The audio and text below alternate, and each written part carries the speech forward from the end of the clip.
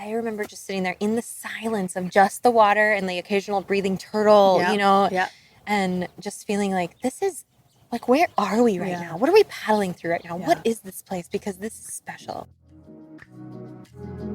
Welcome to Jump Podcast.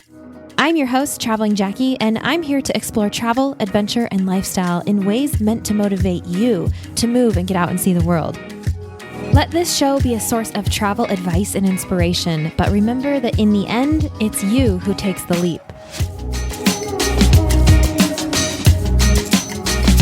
Welcome to the edge of a pool overlooking the Pacific Ocean. My friend Carley and I are sitting here about to crack tecates. Ready? Oh, yeah. Salud, chica. Salud. We are on our last day in Baja. Bittersweet. Yeah. But you know what? It feels so good to even get to be here right now. And we wanted to recount some of our experience together to kind of share with you, about Baja, because Baja's freaking rad. I've spent a lot of time here, and when deciding where to go post-COVID on my first trip out again, I didn't think I cared, actually. I didn't think I cared. Last year, I was like, I will go anywhere. Just put me on a plane. Obviously, that wasn't my choice, so I didn't go anywhere. And when the time came to actually go somewhere, I said, you know what? I want it to be somewhere that means something to me. And so I chose Baja. And then I said, Carley, we're going to Baja. And she said, okay. So we are going to share with you a little bit about Baja, but then also we wanted to talk about just kind of what it feels like to be out again, because did you fly last year at all? No. So we've both been grounded is the word I've been using. 14 months, but who's counting? Yeah, exactly. For me, it was 13 months. And yeah, it's a long time when you're a traveler. So, but I've been here for the past month. Carley has been here for the past 2 weeks, and it's so nice. It's Baja beautiful. Putting a pause on that for a second. Okay, let me explain. What you just heard is the beginning of a conversation that you're about to hear the rest of that I recorded just last week in Mexico, which was my first trip out after a year pandemicking at home, stateside. And this conversation, I love this conversation because it's a little bit of everything. It has practical tips about traveling around Southern Baja, which, of course, I love to get into that stuff, like renting a car, recommended Airbnbs and costs and restaurant suggestions and things to do. Plus, it also has story. It has feeling, because here we are on the other side. The emails that the airlines are sending out these days, you guys have seen them. They're titled, "Welcome back to travel." So can we just celebrate that for a moment? Because it's this moment that we in this travel arena have all been waiting for, right? For quite a while. And here we go, finally. So in this conversation, I get to share my travel story, which of course means getting into all the feels and sharing some of that with you guys, along with the highlights of the trip and what we learned, because as you'll notice, I was not alone. My friend Carley was there for the second half of the trip with me, and my friend Jolie was on most of the first half with me, because who are we kidding? After a year at home, the last thing I needed was a solo trip. So I brought friends. And I'm saying that because if you're a longtime listener, you've actually heard both of these ladies before. Actually, well, you're not about to hear Jolie today, but Jolie was with me on my ladies' trek in the Bosnian backcountry, which we did an episode for.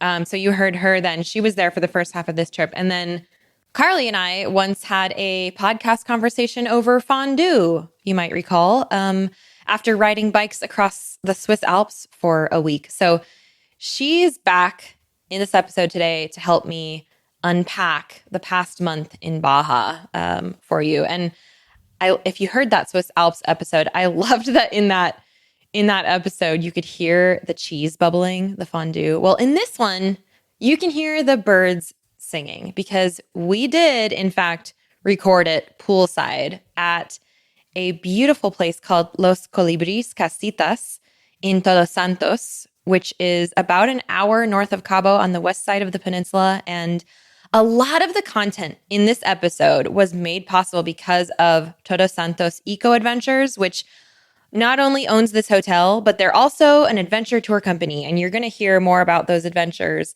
in this conversation. So I wanted to make sure and give a shout out to those guys. It's their hotel, Los Colibris Casitas, where we sat poolside overlooking the ocean. And if you think you can imagine what kind of poolside, you just can't. In fact, this is the first time I've ever put a photo straight into the episode show notes. So you must look at the show notes for the photo I shared, because this place is super unique, super special, super beautiful.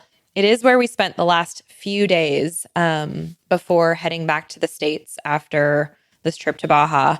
And that is where this conversation takes place. So before we get started into the conversation or back to it, I want to explain Baja to you so that you can orient yourself on the map for those who aren't familiar with it, who don't know. Baja is the short name for Baja California, which is the entire peninsula south of the U.S. state of California, which probably should be named Alta California, but sadly it's not. Baja is connected to mainland Mexico only in the far north by a very small arm of land, but it's mostly separated from the mainland by the Sea of Cortez on Baja's east side, which pretty much explains the island time attitude that you'll find in a lot of Baja. And on the west side, if you haven't figured this out yet, is the Pacific Ocean.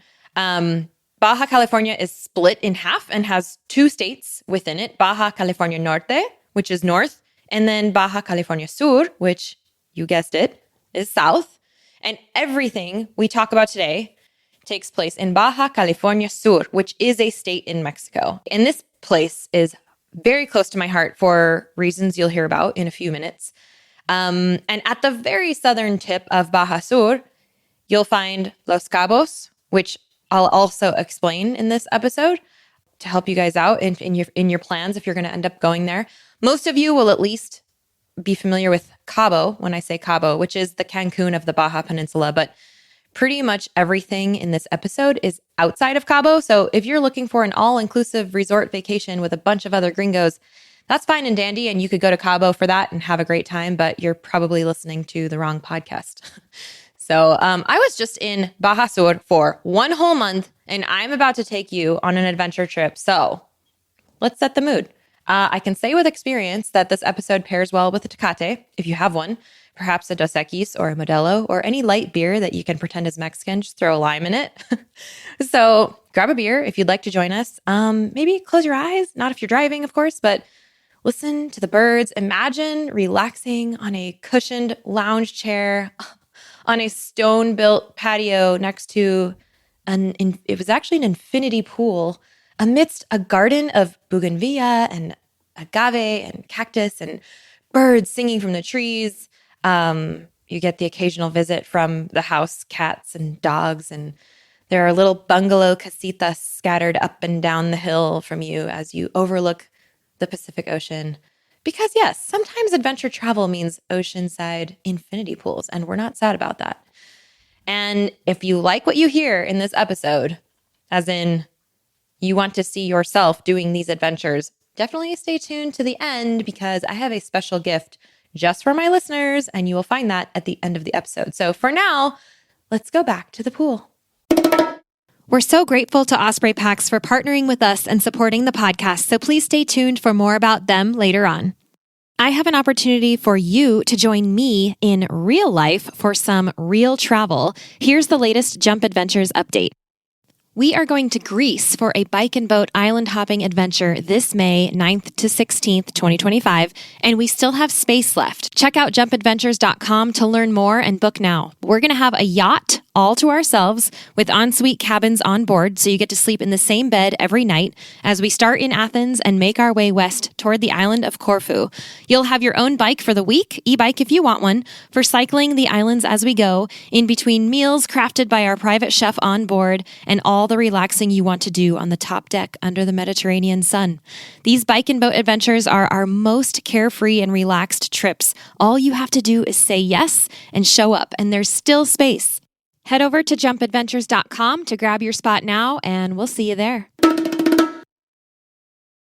Okay, so first I wanted to talk about, basically, let's start at the beginning and talk about the kind of the airport experience. Yeah. Of course, there are things that are different now, like wearing masks, and then as you're transiting, there are hand sanitizer and things like that in a lot of places, especially here in Mexico. They have, I would say, more than I was seeing in the States, actually. Here. They have it. I mean, at the beginning of at the entrance to every single store, restaurant, especially restaurant, you can't just take yourself in. You stop, and oftentimes they're even cordoned off. They have a belt or something in the way.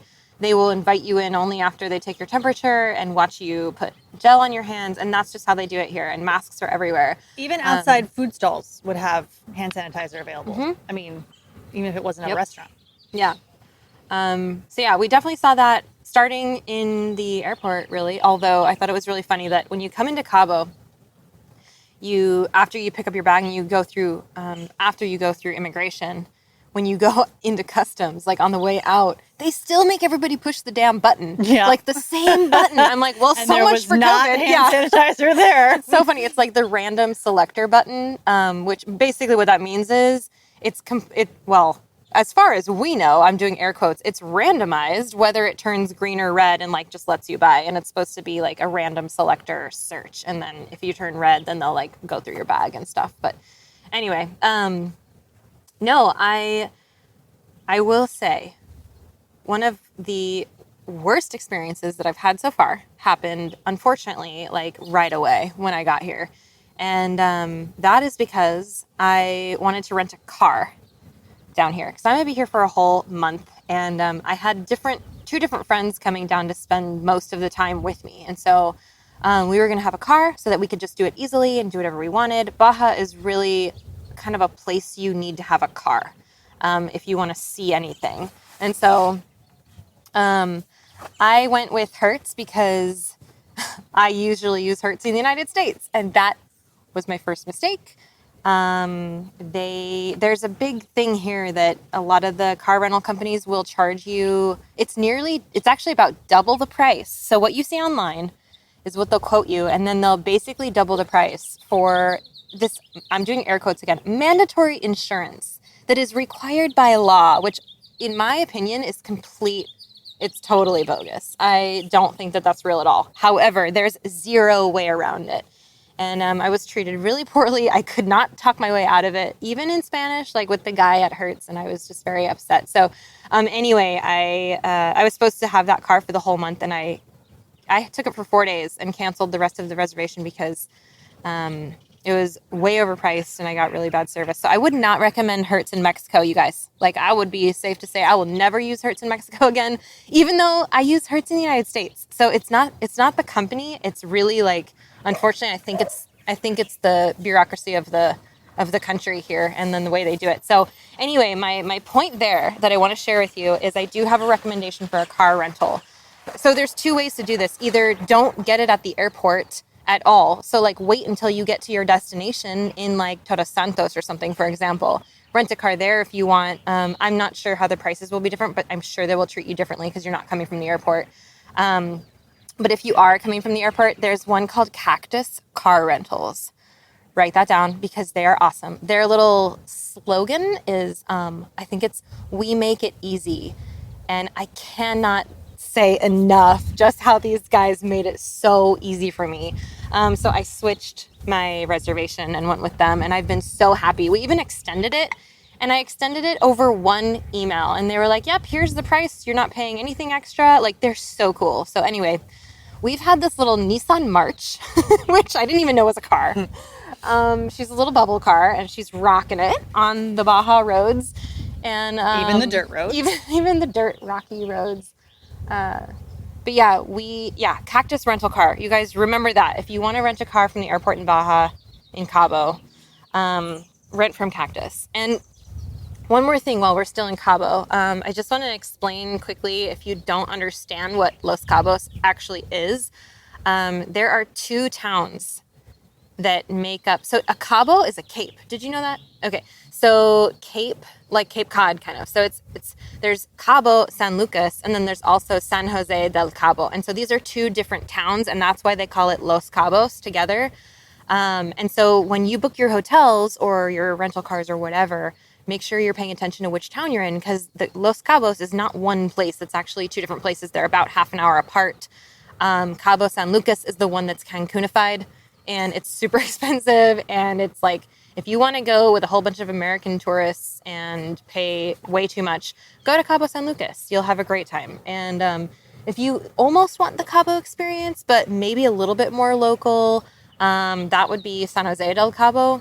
But in my opinion, I would say avoid both of them. Just like, they're good for certain things and not for a lot of things. So not for the authentic Mexican experience. Exactly. Yeah. Unless, like, I mean, the thing is, Mexicans do live there. Like, they're all over, and they run really delicious restaurants. But you just have to go out of your way to find them, because they're not the ones in the marina and like. Well, and you'll be spending your time with people you would spend your time with at home. You're not going to be having a lot of conversations with locals if you don't go seek them out. Oh yeah, no, exactly. That being said, though, when I finally did get my car, I ended up spending my first night in Cabo because I had friends who were going to be there, and I went and shared their hotel with them, and they snagged a really good deal at one of the big resorts in Cabo because the tourism is so low right now, and so they paid, like, I think it was less than $100 a night, like, by far, for one of the super nice resorts in Cabo. So, like, during COVID times, like, you can get a good deal if that's what you're looking for. Just make sure you're signing up for the right adventure if that's what you're doing, because one night in Cabo was actually, like, too many for me. I was like, okay, I'm done. But so aside from Cabo, so I would like to give you guys, like, paint a little picture of what an adventure in Baja could look like, because if you do have your own wheels, then you can really explore in Baja. You just kind of need to either know where to go or not be afraid to get lost, because you can't really get lost down here. It's not that big of an area. But there are little towns dotting the East Cape. So, like, the side, on the Sea of Cortez side, there are a bunch of little towns on the east side there. And I actually got to go to one for the first time on this trip called La Ventana, which I didn't even know about before. I just hadn't even looked at the map, but it's really big on kite surfing, because, or kiteboarding. That's the one. Kiteboarding. Oh my gosh. It's kiteboarding. Because kite surfing? Oh my gosh. Now I'm getting confused. But the wind is so predictable there that you can actually, you can count on it every single day when you're during the season. And right now is May, and we're just at the end of the season. And so don't expect to see a lot of wind there now. But that town comes alive in, like, over the winter. What's winter in the U.S. Is like windy season down there. And so there's a lot of, you can go and, like, learn how to kite but that's, like, the only thing to do there. So we had a beautiful Airbnb. I will recommend that Airbnb. Actually, I might put a link to it in the show notes. I feel like there's going to be a lot of things that we could probably link to as we go through this, because there are things I definitely want to recommend. But La Ventana was cool. That Airbnb was amazing. And one of the questions I got was, like, how far is that from Cabo and how expensive is the Airbnb? So that Airbnb was pretty nice. It was 2 bedrooms, and it was about $100 a night. So if that helps you guys budget. And then La Ventana itself was about an hour and a half or 2 hours from the airport. So from, like, San Jose del Cabo area, it would be probably 2.5 hours from Cabo. But yeah, La Ventana, we spent the first 4 days. That was when I was with my friend Jolie. We were working. We had great Wi-Fi. It was a great place to just kind of remote work, because we didn't care about kiting. So during the day we were working, and then we had, like, yummy food to eat at night. There's a place there called Radaroma, that had an amazing chile relleno, like, with stuffed with pescado, like fish. Oh, so delicious. One of my favorite chile rellenos that I've had so far. So besides kiting, there's really not a whole lot of draw, I think, to La Ventana. There's not a lot going on outside of that. And after we were there, we went up to Loreto. And you guys might know that I spent a season there in December, January, February of 2016, 17. And so that place definitely is special to me. I hadn't been back since I lived there. And Jolie and I went there for a week. And the place that we stayed there was not the place that I used to live because I lived in a little studio, so I couldn't do that again. But it was called Posada Espíritu del Mar, and I can link to that as well. This is all, we found everything on Airbnb. This was another 2-bedroom kind of apartment, and it was 1 block from the beach, and it came with bikes, which was great because we got to ride around town. It had good internet because, again, we needed it. And Loreto, I will actually link in the show notes to my, I have a couple of blogs that I wrote about that and city guides, and it's my favorite place in Baja. The problem is it's 6 hours from Cabo. So when we had a car, we actually drove up from La Ventana. It took us 5.5 hours from there, but it is on the inside, the Sea of Cortez side. It's about a quarter of the way. It's about halfway up the Southern Baja. So the Baja Peninsula has 2 states. There's Northern Baja. There's Baja California Norte and Baja California Sur. So it's about halfway up Baja California Sur on the Sea of Cortez side. And it is in one of the mountain ranges. There's a couple different mountain ranges in Baja Sur.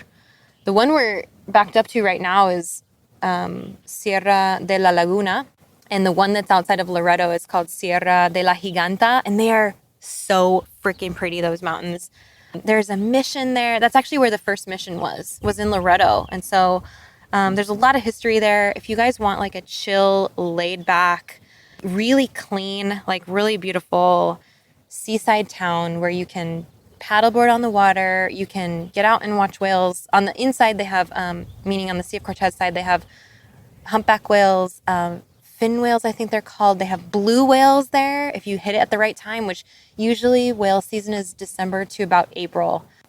And then it's on the Pacific side where you see gray whales, which I also highly, highly recommend. But that is out of Magdalena Bay, which actually is just on the other side of the coast from Loreto. So if you're doing a whale watching thing, like real adventure, meaning not out of Cabo, then you might actually be that far north. And I highly recommend it. But Loreto has a very special place in my heart. I will link to those also, in the show notes. Also, you can fly to Loreto. You can don't also have fly. To drive there. Yeah, you can fly.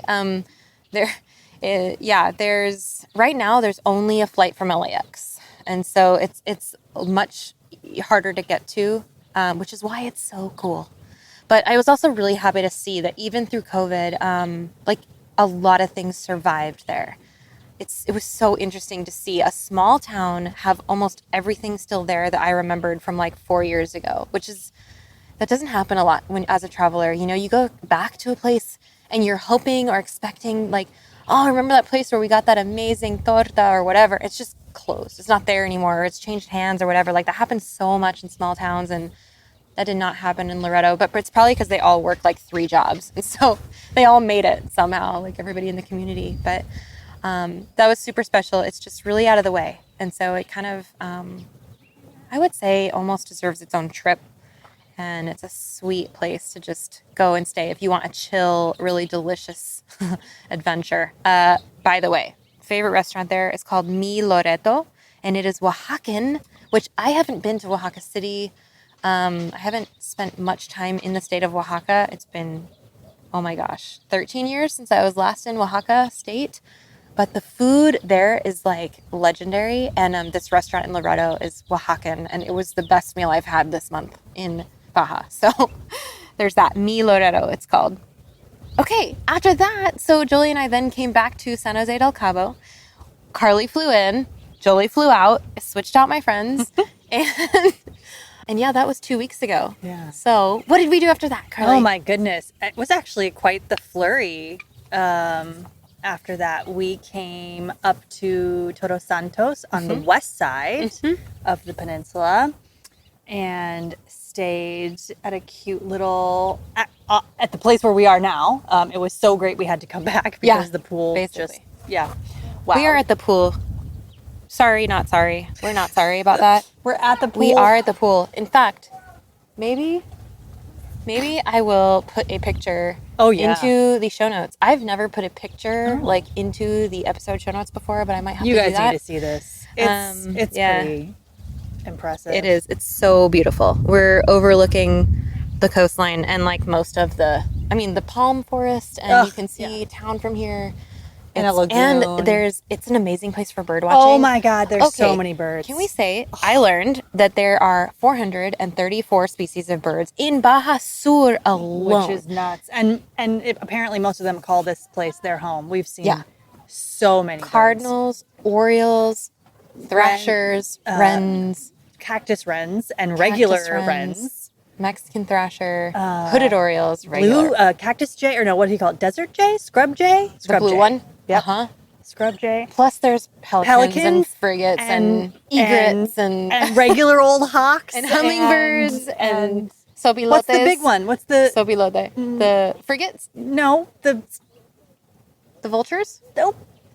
What? It's like, it's not a crane, it's the other one. The egrets. The herons. Herons. Yeah, herons. It is. Like, no, the other one. Like, if you're not a bird watcher, you're going to be one here because it's so, it's like a haven. I mean, if you didn't pick up bird nerding in COVID, what were you even doing with your time? But, yeah. They also have a small pack of cats and a small pack of dogs, and there are 10 of them total. And quail and woodpeckers. Okay, that might be all of them. That's probably not all. Did we even mention hummingbirds? The colibris. Yeah. Yes. And the hotel dogs and the hotel cats who are just sweet and loving. In fact, I hope you can hear some of the birds as we're doing this. I would be surprised if you can. And I don't know if you can hear the waves, but we certainly can from right here. I mean, it's not that far. More than a stone's throw, but not that far. We are... Okay, so the people who own this, one is from the U.S. and one is Mexican, and they run an adventure company called Todos Santos Eco Adventures.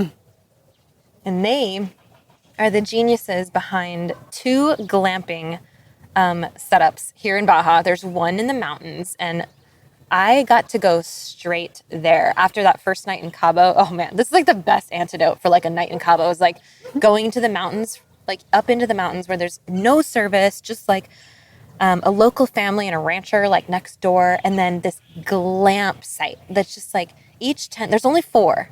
Each of these canvas tents on their own platform. They had kind of an open palapa like kitchen area, and there's a whole camp crew. So there's a chef, and there's like, the camp like hosts that work there and like run the camp so that it's clean and tidy. Waving at dudes as they're passing and trucks on the way. And our guide took us out on just hikes in the mountains every day and taught us he was a naturalist. He's a naturalist guide, so he taught us about birds and snakes and trees and even the cows and the bugs and like the water, just everything. Just it was so incredibly it's like, welcome to Baja. Like, here's where you actually are, and here's what all of these animals work so hard to even just live out here. It's a harsh landscape, but it is amazing. And I had no service. It was the first time I'd been off grid in a while, and that felt so good. In fact, I came away from that not wanting to take my phone off of airplane mode at all. And I was the last one to do it, actually, in the car. It was awful. Like, we're like in the shuttle on the way out. No, yeah, and like somebody gets a ding, and so everybody's like, "Oh, clues in." Like, there's service here, so they all turn their phones back on. And within minutes, 2 of them had phone calls. I was like, "Oh my gosh, like, how do you do this?" I realized I really would like to spend more time off grid, more time with my phone off. In fact, I did for most of the month. I think I have posted to Instagram 5 times since I've been here for the month, which actually is a lot compared to what I've been doing during COVID. But I've just not been on my phone. It has been so nice. And it started with that experience in the mountains, which is so what I needed. I feel like everybody needs that right now. Yeah. Well, and I got to have a similar experience. You did, yeah. We did come to Todos Santos for a couple nights first, But then almost immediately, we did their other glamping adventure on an island with no service. Literally, you have to get on a boat and go out to this island where there's 8 tents maybe out there. Yeah, there were 8 tents. And just, water sport. Oh my, you know what? I can't even talk about what we did when we got to the island because the boat ride to the island blew my mind. Probably still my favorite day since I've been here for 2 weeks still, because we drove over to La Paz from Todos Santos, an hour drive over, and then we checked in and went to the boat, and we got on the boat, and we'd probably been on it. I don't know what that trip is. Is that trip maybe an hour? Yeah, it's about an hour. Yeah, out of camp. We'd probably been on the boat for a half hour, I'd say maybe. And then all of a sudden there was a massive pod of dolphins swimming on their commute. I don't understand. They were all in one, going in one direction together. And we all were flipping out, and we were with them, and they're underneath us and on both sides of us, and just and there was a baby, and we were all just mind blown, oh my God, a pod of dolphins. That's so cool. What a highlight for the day. Yeah, right, Little did we know. And we were with them for a little while, right? 15, 20 minutes or something. And then we all heard I heard a splash, I think, because it felt like we all turned at the same time. A whale had breached behind us, and also we had been told the day before that it was no longer whale season. We should not expect to see whales. It's way too late. They're all gone. So don't even think about it. And so we all wheel around, and our captain goes, "Ballena!" And off we go. And then they breached again. Just for us. There are no other whale watching boats out there because it's not the time anymore. I mean, I think a couple of boats ended up going to where we were, but they breached twice, maybe more. 2 of them breached just for us, it felt like. And it was just for us. It was so cool. And at that point we were in view of camp. We could see camp. I mean, I didn't know it yet, but it was there. And that was bonkers. I mean, in our front yard, here are these 2 humpback whales. When you go looking for whales and you see whales, I think it's exciting. So if you're not expecting whales and you've just seen dolphins and you think that, that blew my mind. It blew their minds too. Our guide and our driver you could see the stars in their eyes. They were so excited. Right. Oh, right. We have people on the boat. Right. They get so excited, and that you feel that when your guide is enthusiastic, you can absolutely feel that. They were so excited because here we are in the middle of May, and I just told you guys whale season's from December to March usually. April is pushing it. They're not going to guarantee that you're going to see anything in April, and here we are in the middle of May. May. It was the last ones. Those were probably the last 2. Just humpback whales just out there. Awesome. Just they wave into us one last time. It was so cool. And then they got to camp. Yeah, and then even after they breached, they did the blowhole and put their tails out. Yep. I mean, it was super rad. It was so cool. We'll come right back to that. Let's take a moment now to thank our wonderful show sponsors. Osprey is the market leader in technical outdoor, travel, and everyday packs. And I've personally used Osprey packs since 2015. My favorites are the Fairview Trek 50 for multi-day hikes, the Cirrus 24 for day hikes, the Transporter Rolling Duffel 60, which is my trusty check luggage for faraway adventures, and of course, the countless packing cubes I use to organize everything that goes in them. We are proud to support each other on the podcast and beyond. We love getting outside, and we want to see more people outdoors. So find out more and join us at osprey.com. And then we went to camp and had lunch, and then we decided. So wait. Oh. Let's paint this picture for them. Please. Because as we pull into this bay, so by the way, you guys, we're talking about Isla Espiritu Santo. So north of La Paz, La Paz is a bay that faces north, and it's on the Sea of Cortez side of Baja. And it's about an hour and a half from Cabo. And it's a pretty popular spot. It's kind of like a mini Cabo, a lot more relaxed. It doesn't feel like Cabo to me in the slightest. It's really different. A lot more local, but also has a really nice malecon, which is pretty much a boardwalk. I would say. Right on the beautifully clean, really cool spot. And there's an island that's really popular. There's a national park out there, and this island is called Espiritu Santo. So you've probably heard about it before, or maybe you'll hear about it, but it is the the island that everybody goes to for adventure in Baja. That's where you can like snorkel with sea lions and stuff. But there are only a couple of ways that you can actually stay out there. And they are permitted companies that arrange for these camps to be out there. And actually right now, Camp Cecil, which is the one that we did with Todos Santos Eco Adventures, is the only one that opened because the season was cut so short because of COVID. Nobody else bothered. And so we were the only ones sleeping on the island, which is rad. It's pretty cool. And there are 8 tents. You were right about that. So imagine, I mean, we've just seen dolphins and whales, and like we're on this little boat pulling into this beautifully gorgeous bay where you can see straight down to the bottom. The water is a teal you can't conjure. Yeah, exactly. And we roll up to shore, and not 5 paces from the water is a row of tents. Every single tent is like waterfront. At the water, yeah. Yep.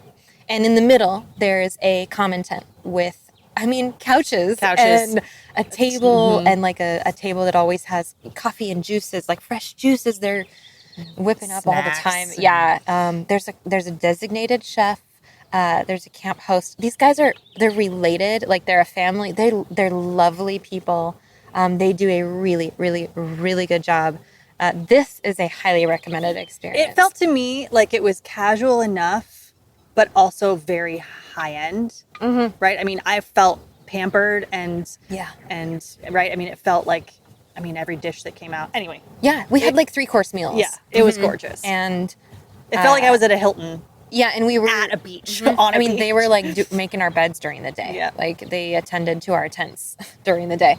And yeah, we had like composting toilets. We had bag showers, I guess. Like you could, it was like a hanging bag that the sun would warm the water, and you could shower that way. So yeah, it was quite comfortable. But it wasn't roughing it. It wasn't really roughing it. Well, you and I didn't think so. I mean, I bet some people would think that that's. But I got clean. I'm just saying, like, yes, it's a bag shower, but I had a decent shower. And... Yep, not with salt water. Right. Yeah. And so that afternoon. Yeah, that was not planned, y'all. Yeah. That afternoon, like, this is the thing. We didn't really know what to expect. We didn't know what the activities would be. We didn't even know if we were going to do anything. We thought, like, we'd be fine just sitting there and paddleboarding, because, of course, they have paddleboards at the camp, and you can paddleboard in the bay. But no, they had plans for us. And so we, that first day, took kayaks and went to the next cove. Right from camp. We got in the kayaks right from camp. Went to the next cove over, and who starts popping up all around us but... a million little sea turtles. A million. 50 to 100. Yeah. Like, there were so many not exaggerating, guys. sea turtles. These sea turtles. And the thing is, this was by a mangrove, and so the water out here wasn't actually super clear. It was kind of murky. Yeah. So we couldn't see them coming until they would just be there. pop up their little heads. It was so neat to do it on kayaks because it was so quiet. Yeah, you're at their level. You could hear them breathing when they pop their heads up. They look like old men. They look like old men, but very cute at the same time. And I think I scared away at least the first 10 we saw, because every time my head would pop up, I would shriek with excitement. Yeah, and they're like, what? Yeah. They didn't see us either. And then you learn to like, be quiet about your excitement. Because it felt like paradise, though. Like, I remember just sitting there in the silence of just the water and the occasional breathing turtle, you know, and just feeling like, this is, like, where are we right now? What are we paddling through right now? What is this place? Because this is special. Like, this is so rad. All day one. Like, we had just seen a whale like 2 hours earlier. Yeah. And that night, we laid down on the beach and looked at the stars, because it was a new moon. So we had no moon. So we looked at constellations and... It was really cool. And then cool. Slept to the waves, which actually were quite loud. They were quite loud. Apparently, I'm the only one who slept well that night. I woke up the next morning just really rested, and everyone else was not. I think one thing to I would say, bring earplugs and bring bug spray. Yeah. Bring lots of bug spray and use lots of bug spray. Yep. That's the absolute only criticism I think I would have of camp. And it's not like they can do anything about it. Right. They can't do anything about it. Because honestly, in our tent, you know, if you kept your zipper shut, they weren't bugs. In the tent. Yeah. But with, sitting outside, if you are tasty to bugs, they gonna eat you. Actually, that's a really good point. I think the most clothing that you need down here is, like, you do want to bring long pants that are flowy, like light clothing. but something that can protect you from the sun, and also B, the bugs. Yeah. So if you can find the medium of the layers, then that's what you want to bring down here. I completely overpacked, but I kind of allowed myself to. I was It's your "Meh." first post-COVID trip. And I'm going to have yeah. a car, so I'm just going to check a bag, which I never do. But yeah, I did that. I didn't have any problems, so it was okay. But yeah, so that was all day 1. Let's talk about day 2 on the island. Day 2, we woke up and went snorkeling. That's Yes, right. that was Yeah, day 2, we yeah. took the boat out to, there's a sea lion colony. It was about a 30-minute, Something like that. boat ride out there. It's on the north end of the island, but there's a thriving sea lion colony. Yeah. Actually, they had about twice as many new babies this year. Because of, this is super interesting, because of the lack of human impact, they had twice the, what do you Birds. call it? Like the sea lions had twice the litter. What else? Whatever. Like they had twice the amount that they normally would have. In this year, they had twice as many. And so there's actually, they're all, this is inside the national park. So they're protected and they're also researched. And so scientists are actually researching the impact of that exact phenomenon that happened this year. So it's pretty cool. But you can safely go out and dive with them and snorkel. So Carley, why don't you tell us how that was, since I didn't do it? Yeah, it was great. I had snorkeled before. I will say that if I hadn't snorkeled before, I think I would have been a little daunted. Because even though they're mostly harmless, I mean, sea lions are large. The males are large. Yeah. And it was a little bit choppy weather. It was windy. So it was choppy waves, but I still, they gave us, and by the way, they brought, when you're talking about paddle boards and kayaks, they brought all that. They brought wetsuits and snorkel gear for everybody. So you didn't have to plan for this, they would bring all the things. So honestly, one of my own concerns to myself was, it's going to be so cold. No, wetsuit. And I went. It was wonderful. Starfish and all sorts of fish. Our guide is telling me what they are, and I can't retain them because I'm so excited. And playful water puppies, which is what I'm calling sea lions, because they're playing. They're literally all playing in the water with you and under and around you. At one point, one was just hanging out with his arm up, essentially his flipper up, essentially asking me to rub his belly. So I did, and he let me, and that was really cool. Highlight of the moment. Yeah, it was pretty neat. That was rad. Yeah, and that was just until 10:30, 11 in the morning. And so that was our morning activity. What did we? Oh, we went on a little hike, which was super hot. It was very hot. Yeah. And then when you guys pack for this, I brought my small water bottle. Bring your big one. Yeah, bring a big water bottle. That's true. And lots of sunscreen. Yeah. Buy it at home and then bring it here because it's cheaper. And also, most of the time, you can only find 50 because they know what they're doing. Yeah, they know you're going to burn. Yeah, so they only really sell 50 here. If you want to be like the opposite of Jackie and go home with even a little bit of a tan. I know. Maybe bring something less than 50. Well, wait, I know. Come on. I know. Jackie's been here a month and she is I'm like just still as white as when she left No, Montana. actually, that's not fair. I was a special version of white when I got here.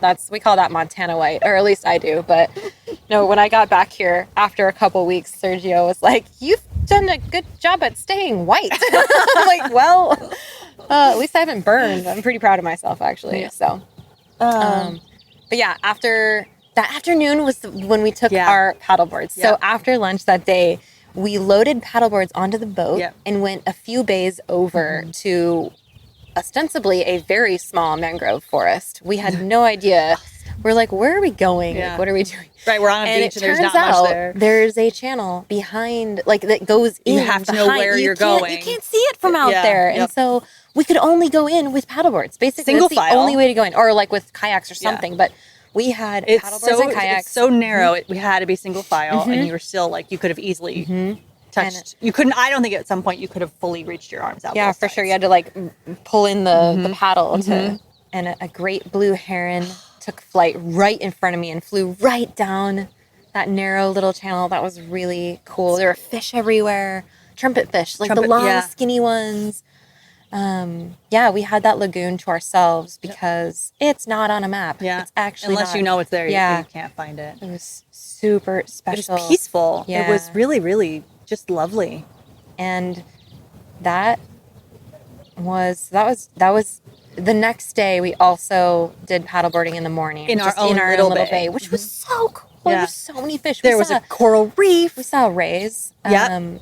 Stingrays. I saw a snake, a water snake. Yeah. We Starfish. saw a king angelfish. Remember those Yeah. ones? The black ones. What's the spiky ball? puffer fish? I didn't see one there, but no, the like Urchins. sea urchins just growing There's in there. so many beautiful.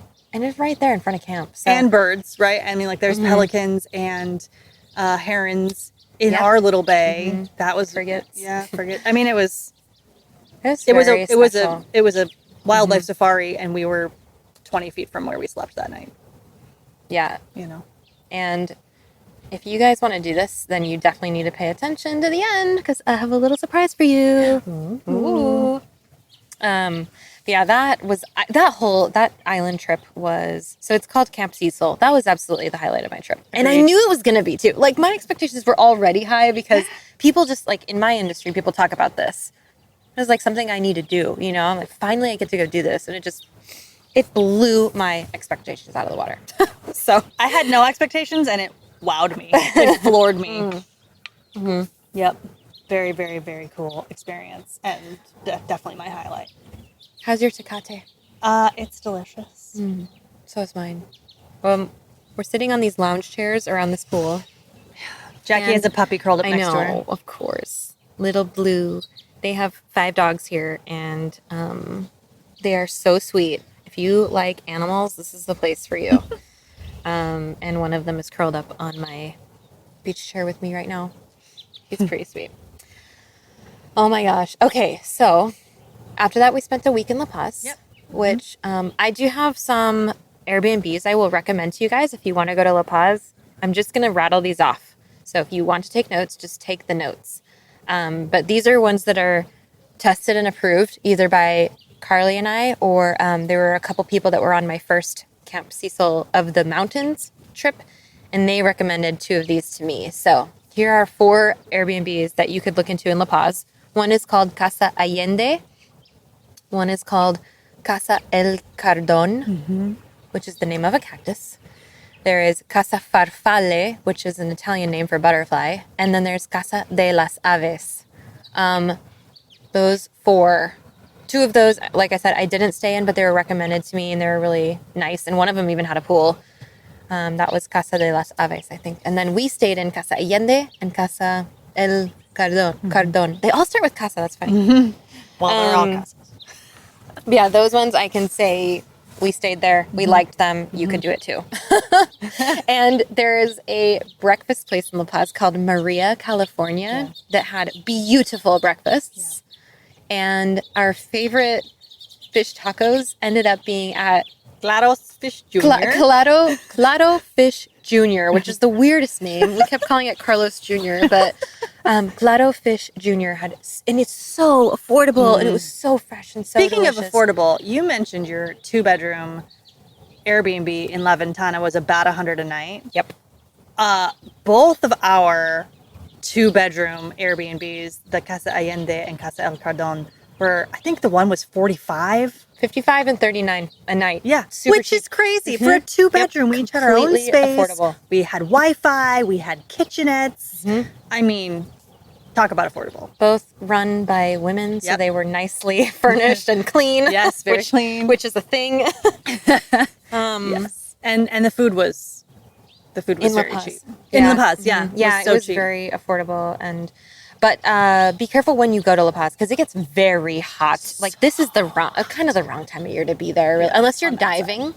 Yeah, unless you're spending every single day Yeah. in the water. It's like too hot to do. It's like upper 90s right now. It's like too hot to do anything during the day. So Yep. this is also coming from 2 girls who live in the mountains, so we're not used to that kind of heat.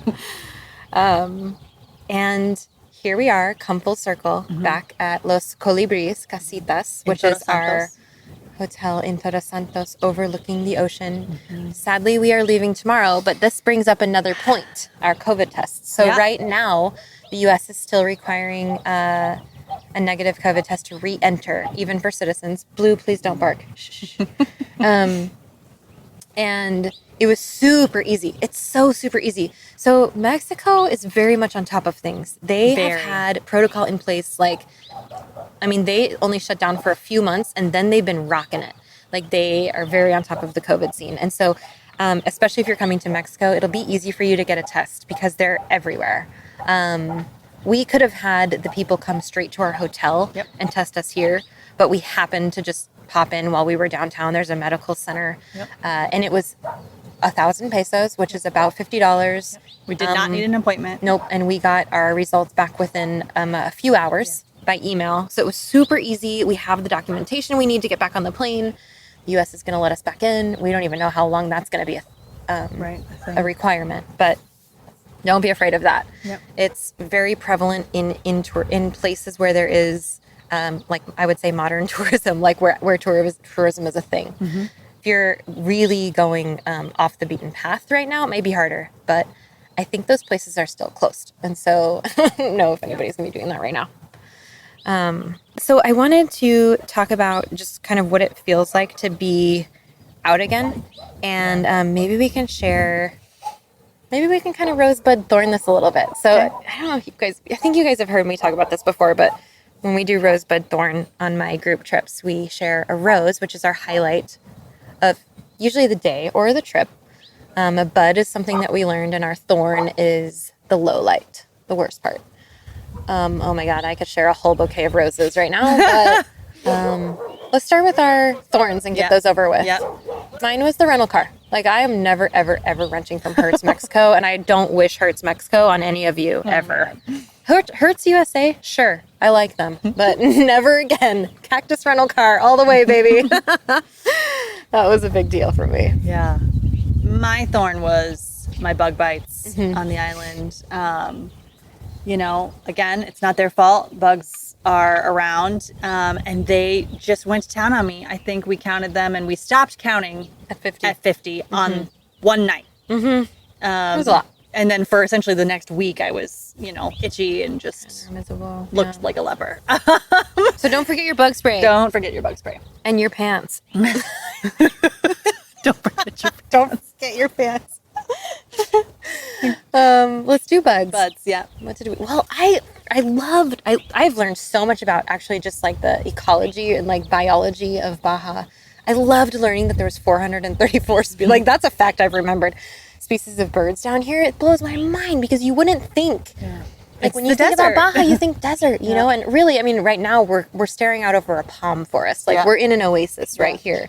But there are so many birds here. It's been so fun to watch them and learn about them and be reminded how much I actually freaking love birding.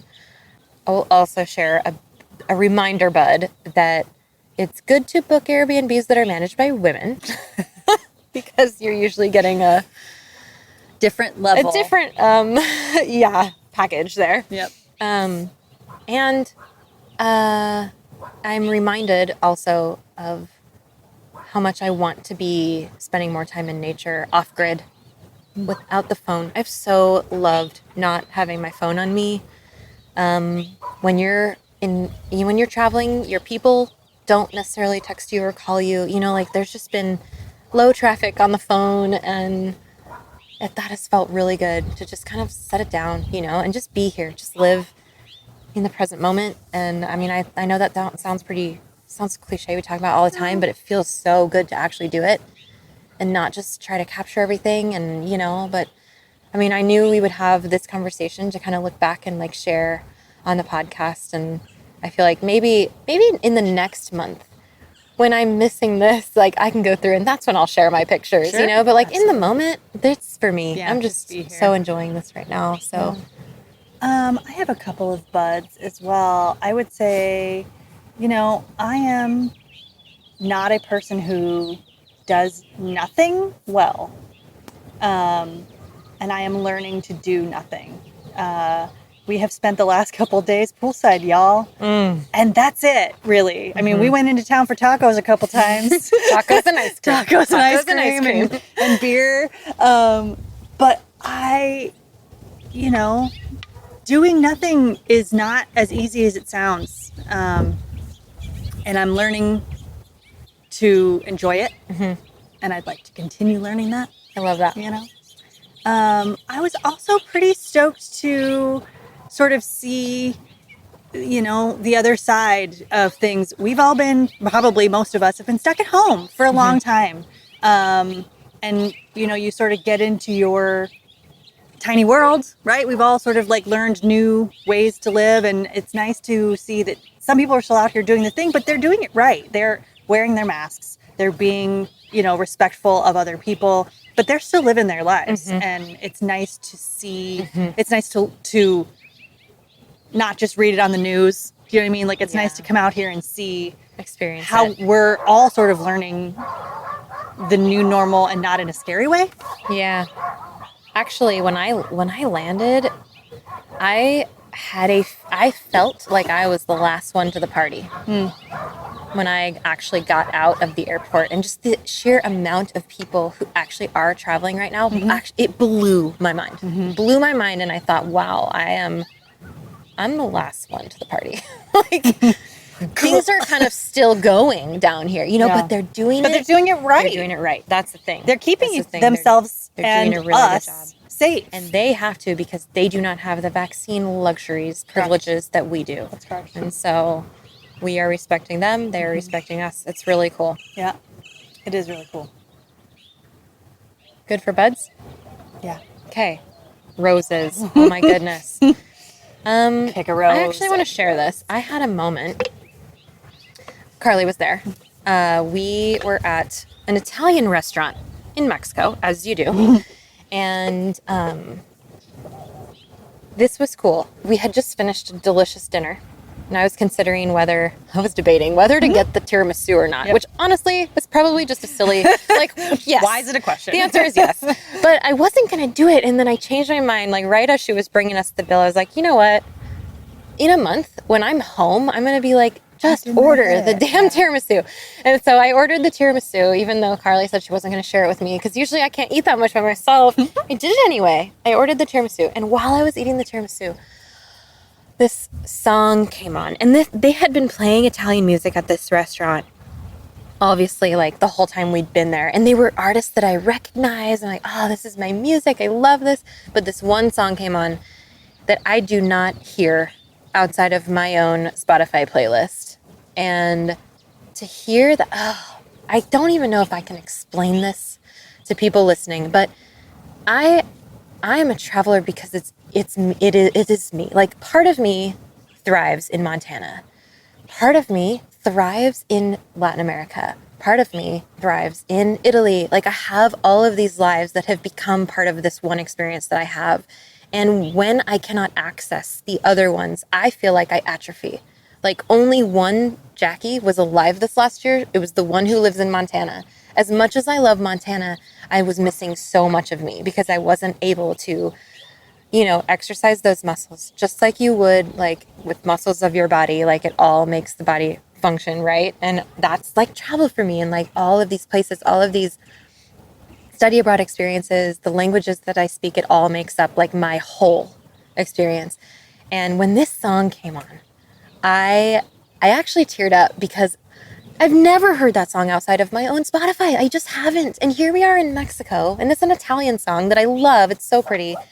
And I think I heard it first in Italy. I mean, I don't know if that goes without saying, but I did hear it first in Italy. And so it does, it just means something to me, but I don't hear that in Montana. I don't hear that anywhere in the United States. And to hear that song as I'm eating the damn tiramisu that I finally decided to order, I was like, this is why I'm here. I need these moments. I need these parts of me that make up what I understand to be my existence, and that was not about to happen at home, even at an Italian restaurant in Montana. It just wouldn't. And here I am in Mexico, hearing this and I don't know if that translates to your ears. I don't know if that translates to your heart, but I felt it in the moment. You could see it. Oh, yeah. And we had to just sit there and like, let me experience this song. You got to feel the things. And that is it's those kind of things. Yeah, we go for the iconic things, right? Like we all want to kayak with sea turtles and like do the fun things, but those moments that carry over, that's mine. You can't have that. You guys can't have that. You know, like that was my moment. And that's only going to happen for me when I travel, like when I go seek out the things that are for me in this world. And I don't know how to even describe what that like feels like, but damn, it feels good to be here, you guys. Oh my gosh. So nice. So nice to be back out. Just cheers to that. Cheers to you. That's one of very, very many roses. Because I would also say the kayaking with sea turtles, the paddleboarding in the secret lagoon, every night I slept in a tent was a rose for me. This pool, I'm so happy to be right here, right now. Yep. All those things. Yeah. I don't know how to pick a rose. The act of being here, right? Like getting outside my tiny four walls at home, getting on a plane again, even though I had a little bit of anxiety, you know, over what that would look like in a COVID place, you know, because I agree with that, right? Travel is part of me. And I like how you put that. It's a muscle of mine that's been atrophying. Yeah. And even though, you know, I've tried to, you know, read some books and, you know, potentially plan some trips, you know, it's until you go out and do it, you don't get to move that muscle. You don't get to work it or feel the things, right? You don't get to amass these moments that turn into memories that you can access later, that make them so great. Yeah. You know, and so just getting on the plane, you know, the first thing I did when I hit, you know, I flew into San Jose del Cabo. I went to the hotel waiting for Jackie, and I just walked out to the beach and sat there and actually watched a stingray, A manta ray, yeah, the big ones, yeah. jump in the waves like a dolphin guy. Like what? That was crazy. And I was by myself, which of course you can have amazing moments by yourself. I was by myself. I hadn't showered the plane off of me yet.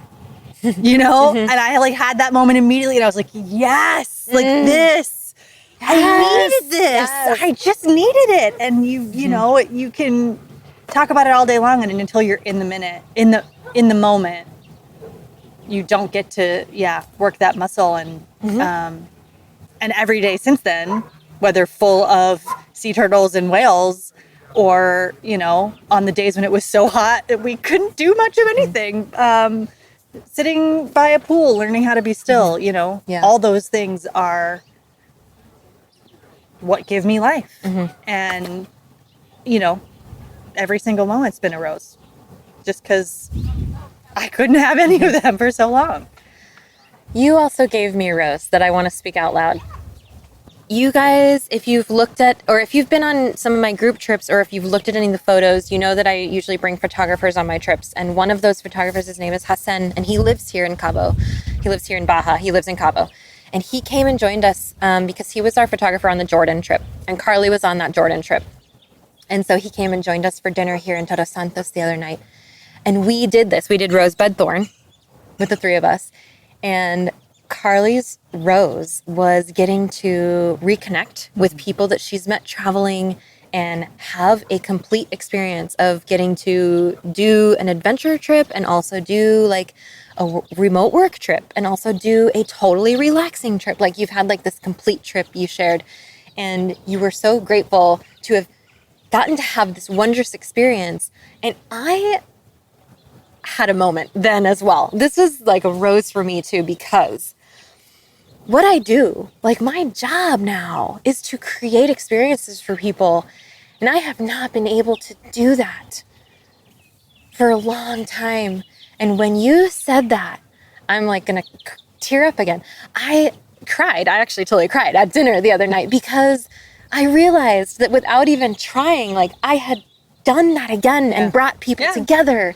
And here we were, 3 of us, I mean, a smaller group than normal, but 3 people that we only know because of travel, you know, together at a table, sharing moments. And that is what I now create. And you let me do that without even realizing that we were doing that. And it was so incredibly fulfilling for me in that moment to be like, oh, like, this is the magic, you know? And like, oh man. So I would like to say, as we close out this podcast, a thank you, Carley, for coming on this trip with me, for doing this again with me, because last time you guys heard us talking, it was over some fondue in Switzerland. And yeah, I'm really grateful to have a travel mate. And yeah, cheers to more adventures, you guys. Cheers. Cheers. Cheers and hugs. And hugs. That's a roast too. I miss hugs. We're doing it. All right. Anything else that we need to add before we close this out? Anything else about Baja? This place is special. You guys need to come here. Yeah. Just get here. Just get here. Super easy. It's so fast. Oh, man. Carley came, your flight was 2.5 hours from home because she's from Denver. It took me 2 flights, but a lot of you can get to Cabo really easily. Easy. And then get out of Cabo and see the rest of Baja, which really makes it real. It's amazing here. Cool. Cheers. Salud. Oh, I've just loved that conversation. I can't even tell you guys how good it felt to have something to experience, to talk about here with you from a first-person perspective after a long year, not just listening to someone else have a good time, you know? I know, you know nothing about that, huh? I mean, what are you even doing here, right? Well, hey, you got to start somewhere. Here you are. Get inspired and go yourself. Go find those experiences that are yours, that I missed because they only happen for you. They are out there. They are waiting for you. Okay, it is time to talk about the surprise gift that I mentioned that I get to share with you. Todos Santos Eco Adventures has been kind enough to offer Jump listeners a 10% discount to Camp Cecil, that incredible island experience that you just heard about. Yeah, you can do it too, and you can have a 10% discount. Booyah. Here's how you get it, and it's not hard. All you have to do is tell them that Traveling Jackie sent you. Those are the magic words when you reserve, and you can reserve by going to sea.net, as in, let's take this boat out to sea.net. Which of course is wonderfully punny and short for Todos Santos Eco Adventures. So go to sea.net, TOSEA.net. And when you contact them to book a trip, just put in the message that Traveling Jackie sent you and told you to use those magic words for your 10% discount. That's it. The link to their website and to the brochures that will make you drool are in the show notes, along with a lot of other links and recommendations that I mentioned as we took you on a tour of Baja Sur. So be sure to check those out. Oh, and the photo of the pool from Los Colibris Casitas in Todos Santos. Oh, you got to check it out. Okay. And as I mentioned in this episode just a few minutes ago, it is my job to create experiences for people. That's you, by the way, my listeners mostly. And this year we have 2 Croatia bike and boat trips in October and 2 Patagonia hiking trips in November and December. We're making up for 2020, y'all. And they still have some spots up for grabs at the time of recording this. So you can always find my trips at jumpadventures.com. And you can always find me at Traveling Jackie on Instagram and travelingjackie.com if you want to reach out to me. Let me know what you think of the episode. Subscribe to get updates for my trips. You can find it all in any of those places. Thank you for coming along for the Southern Baja tour today. I hope that you feel more relaxed than you did when you started this episode. And I hope you learned something, and I hope you feel inspired to plan your own Baja trip. And of course, I hope you enjoyed your beer. I certainly enjoyed mine. I appreciate you for tuning in. Travel safe wherever you set off to, and I will see you guys in the next episode.